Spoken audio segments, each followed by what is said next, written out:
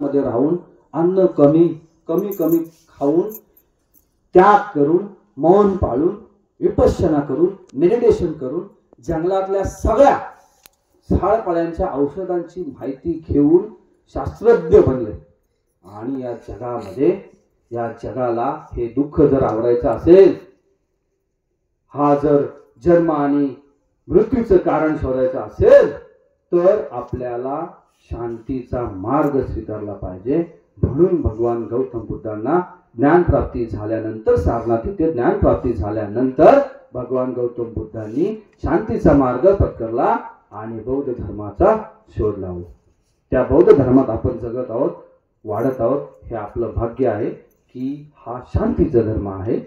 बुद्धांनी युद्ध करायला नाही सांगितलं, त्या नदीच्या पाण्यावरनं भांडणं करायला नाही सांगितली। त्यांनी काय सांगितलं? तुम्ही शांतीचा मार्ग स्वीकारा। म्हणून भगवान गौतम बुद्धांनी या सगळ्या जंगलातली जेवढी औषधं आहेत, जेवढे योगाचे प्रकार आहेत, जेवढे आयुर्वेद आहेत, जेवढी झाडपाल्याचे औषध आहेत, जेवढे मेडिकल आहेत, या सगळ्या मेडिकलचा शोध या सगळ्या शास्त्रज्ञांच्या गुरूंचे गुरु भगवान गौतम बुद्ध होते। म्हणून त्यांनी 7 वर्ष जंगलात जवळजवळ कमी अन्न खाऊन कमी प्राशन करून त्या ठिकाणी ज्ञान प्राप्त केले। हे झालं भगवान गौतम बुद्ध। नंबर 3, नंबर 4 मी आता येतो महामानव डॉक्टर बाबासाहेब आंबेडकर। 1891 महू गावी जन्म। त्या अगोदर रामजी माळोजी सपकाळ, महात्मा फुले, सावित्रीबाई फुले, संत गाडगे बाबा, राजश्री शाहू महाराज,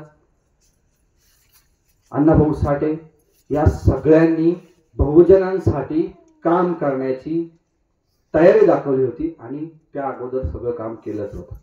महात्मा फुलेंनी पुण्यामध्ये आपला स्वतःचा पाण्याचा हौद खुला केला होता। शेवटी गौतम बुद्धांना देखील पाण्यामुळेच गृहत्याग करून ज्ञान प्राप्ती झाली। माणसाच्या जन्माचं कारण काय? माणसाच्या दुःखाचं कारण काय?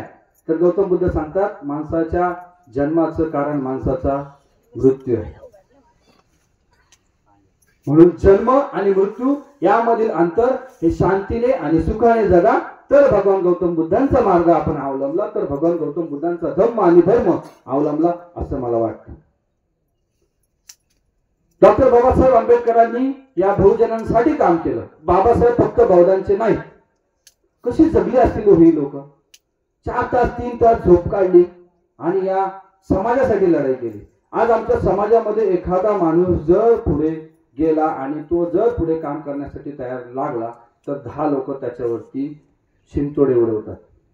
हा का करतोय, कशासाठी करतोय, मग ह्याच्या मागे स्वार्थ असेल, मग हा का स्वार्थ आहे, हा कशासाठी करतो, हे सगळं नाही। आपण त्याचे कोणीच आपल्या समाजामध्ये एखादा तरुण पोरगा, एखादा वयोवृद्ध माणूस जर समाजासाठी काम करत असेल तर त्याला पुढे जाऊ द्या।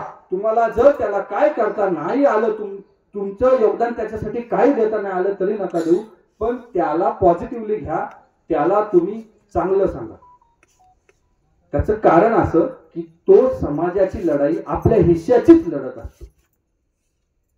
आज समाजामध्ये काम करणारे लोक, डॉक्टर बाबासाहेब आंबेडकरांनी घरावरती नांगर फिरवलं, एकही मूल जगलं नाही। बाबासाहेबांचं मुलं जगली नाही। मुलांच्या उपचारासाठी बाबासाहेबांच्याकडे 1 रुपयाची गोळी आणण्यासाठी पैसे नव्हते। कशी जगली असतील ही लोक? तोच त्याग छत्रपती शिवाजी महाराजांचा जो त्याग आहे तोच बाबासाहेबांचा त्याग आहे। बाबासाहेब राज्यघटना लिहिताना बोलतात, मला ही राज्यघटना लिहिण्यासाठी जर कोणत्या एका दुसऱ्या व्यक्तीला सांगितलं असतं तर 8 ते 10 वर्ष गेली असती। बाबासाहेब 2 वर्ष 11 महिने 17 दिवसात ही राज्यघटना लिहिली। का लिहिली? तर छत्रपती शिवरायांचे स्वराज्य माझ्या समोर होतं, त्यामुळं मी ही राज्यघटना लिहिली। कारण मला वेळच नाही लागला ही लिहिण्यासाठी। आणि राज्यघटनेमध्ये बाबासाहेबांनी सगळ्यांसाठी अधिकार दिले, फक्त बौद्धांसाठी अधिकार दिलेले नाहीये। बाबासाहेबांनी समता, स्वातंत्र्य आणि बंधुत्व या राज्यघटनेद्वारे दिलेले आहे। सगळ्यांना समानता दिलेली आहे। बाबासाहेब असं म्हणतात की ही राज्यघटना अतिशय उत्कृष्ट आहे। जर ही चालवणारे लोक चांगले असतील तर या जगातील सगळ्यात उत्कृष्ट राज्यघटना या देशाची असेल, आणि जर चालवणारे लोक खराब असतील तर या देशात सगळ्यात घाणेरडी राज्यघटना ही असेल. आणि जर कुणब्यांसाठी 1952 डॉक्टर बाबासाहेब आंबेडकरांचं सिद्धार्थ कॉलेज मुंबई या ठिकाणी भाषण आहे. बाबासाहेब सांगतात, माझा जय जयकार करू नका, तुम्ही समाजासाठी काम करण्यात आपली वेळ व्यस्त करा.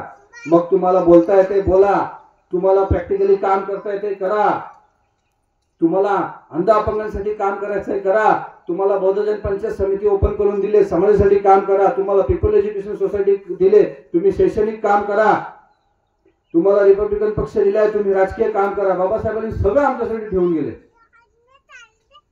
सगळं काम करण्यासाठी सांगितलं. पण बाबासाहेबांनंतर चांगदेव भवानराव खैरमोडे यांनी जे 14 खंड लिहिले त्या शेवटच्या 14व्या खंडात एक वाक्य असं लिहितात की बाबासाहेब गेल्यानंतर तो एक सूर्य होता, ते सूर्याचं तेज होतं. याच्यानंतर जे जे सगळे कार्यकर्ते आणि बाबासाहेबांनंतर चळवळ जगवणारे जे लोक तयार झाले ते सगळे चमचमणारे काजवे आहेत, त्यांना सूर्याची प्रतिमा देत नाही. म्हणून चांगदेव खैरमोडेंनी काय सांगितलं की बाबासाहेब हे एक सूर्य होता, एक तळतळता सूर्य होता, एक तेजोमय सूर्य होता आणि त्या सूर्याची तुलना आम्ही कोणासोबत करू शकत नाही. बाबासाहेब एकदा राज्यघटना लिहिण्याचं काम चालू होतं.